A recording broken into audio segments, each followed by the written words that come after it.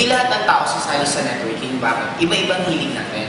Yun ang kagandahan ng tao. Kasi just imagine mo kung ang gusto ko black, lahat ng tao gusto din nila black, hindi na magiging maganda at interesting ang buhay.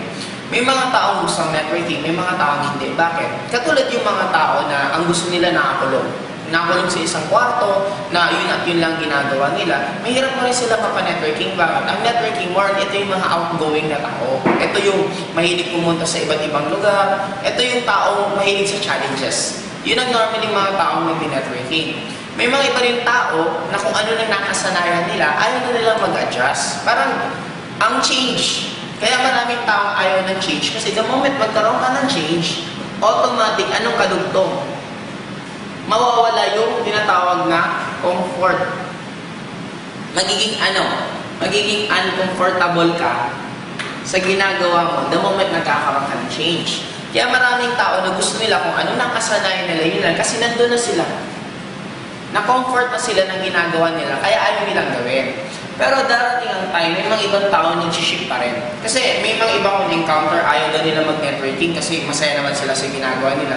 It's normal, the moment hindi pa nila masyadong need yung income. Pero the moment kinakapos na ng kita, doon na yung pamilya nila, kailangan pa ng mas malaking kita, doon na nila pamisa na-appreciate. Kaya ang gawin mo lang, antayin mo lang, may mga ibang taon talagang hantayin mo munang mahinog, ma-open up, ma-appreciate ang networking, saka mo sila pwedeng mapa-join. May mga ibang sumasali after 1 year, after 2 years, after 1 month, after 1 day, depende sa taong yun.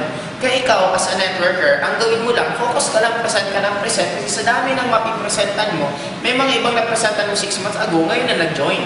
In short, ang gagawin mo lang, tuloy-tuloy ka lang mag-present para yung mga disilido na hinog na, kumbaga sa prutas, parang hinog na sila, at least pag napresentan mo, automatic sasali na rin. Kaya pag huwag ka lang mag-focus sa matatagal pa, kumbaga huwag ka mag-focus sa hilaw, mag-focus ka lang sa hinog. Kaya lang, paano malalaman yung hinog na sa hindi? Malalaman mo lang the moment presentahan mo. It's up to them kung gusto nilang mag-join or hindi na natin problema yon. Basta trabaho lang natin, the moment na presenta natin sila, it's up to them kung okay sila or hindi.